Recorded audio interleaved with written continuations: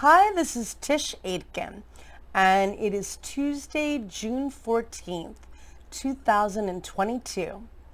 And this is your astrological update for the week. If you could please subscribe to my channel, I would really appreciate it.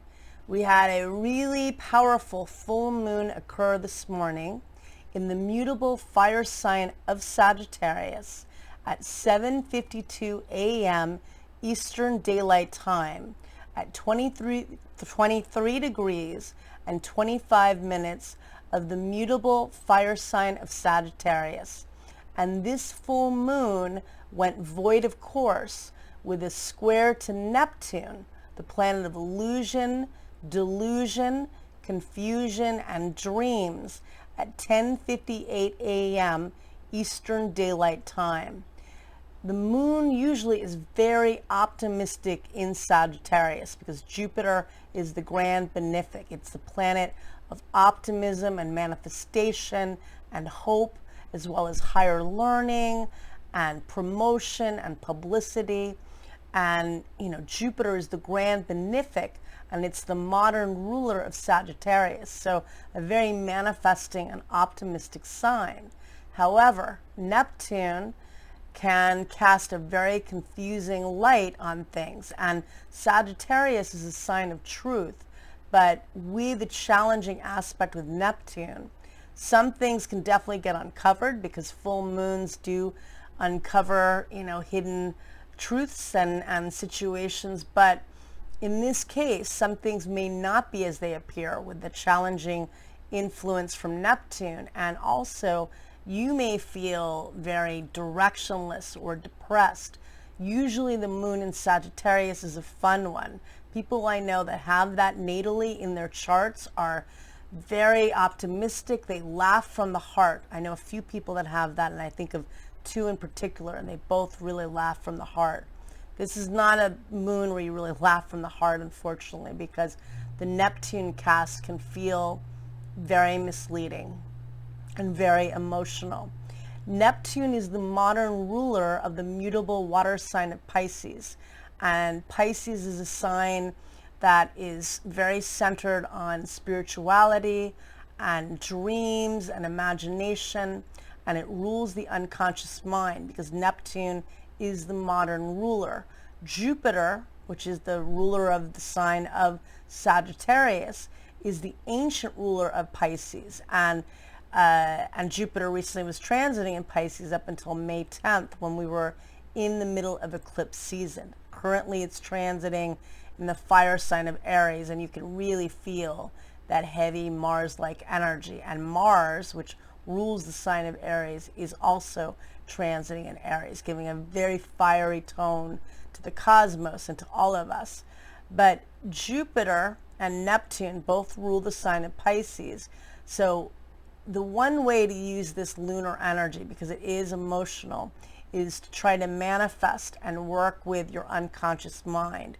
Do meditation or singing or whatever brings place, music, dancing, whatever it is, help you to connect with dreams and not give up on the dream, because it can feel right now like it's very unobtainable. And again, you may feel very deflated or depressed. It's kind of an anomaly for a moon in Sagittarius, but this kind of full moon energy can feel like that.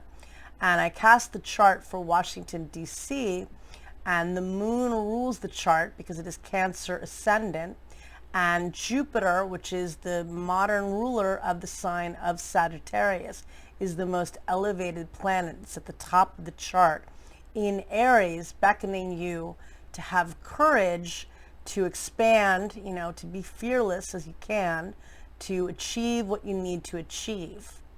Again, the moon squaring Neptune is not easy, but the other part of it is that Mars, which rules the sign of Aries and is very potent in the sign of Aries, meets up with Chiron, the wounded healer, tomorrow, June 15th at 10:17 a.m. Eastern Daylight Time. That can bring wounds to the forefront. It can be good for doing healing work, but realistically, People are going to be charged up and probably trying to stir up some pain in other people, maybe saying mean words that they don't really mean, potentially, or maybe they do mean them, but it's kind of an aggressive energy. It's good for you to use on your own to do healing work, but people are going to be riled up, I feel.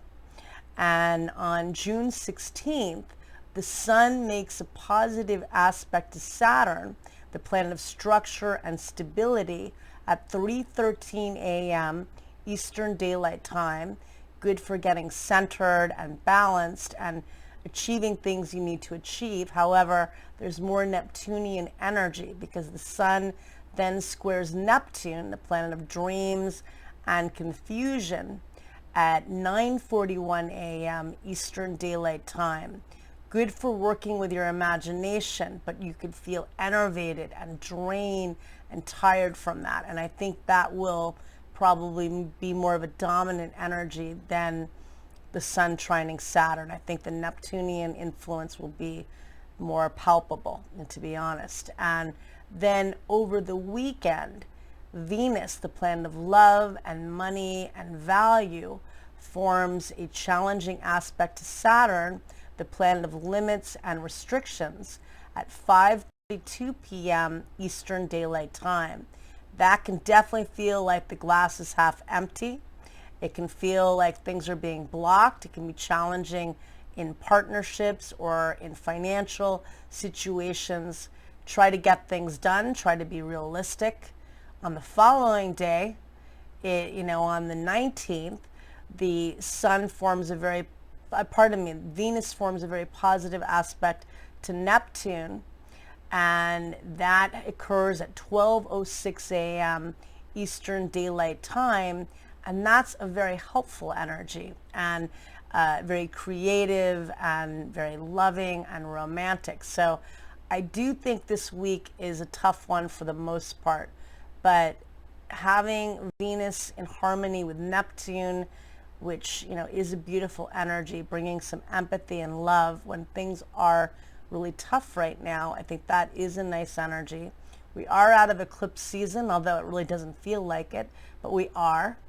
And Mercury entered the mutable air sign of Gemini, which is awesome news because it's good for moving ahead, getting things done in business, in your studies, in your travel plans. And that occurred on June 13th, and it will transit in the sign of Gemini until July 5th. Excellent for doing your planning and getting things done. It really is. And remember that Mercury retrograded on May 10th at 4 degrees and 50 minutes of the mutable air sign of Gemini. And Mercury loves being in Gemini. It rules the sign of Gemini. But when it retrogrades, it can be very tricky and bring a lot of things to the forefront. It re-entered the sign of Taurus on May 22nd. And now it's transiting in Gemini where it loves to be. It's going to clear its shadow on June 19th, which means the degree at which it retrograded on May 10th. So really moving ahead, getting out of this eclipse energy, which is awesome and good. And we currently have 3 personal planets in their dignity, in the sign they rule. Mercury, the planet of communication and learning and marketing and sales, among other things, is transiting in Gemini, which it rules and where it loves to be. Mars, the planet of action and passion, is transiting in the Cardinal Fire sign of Aries, where it's very powerful, can be extra fiery, which we can see in the sky, but it's going to be there until July 5th. That's also good for being fearless and taking action and being productive in what you're trying to do. This week may not feel like it completely. I can say I don't feel it, but it's there.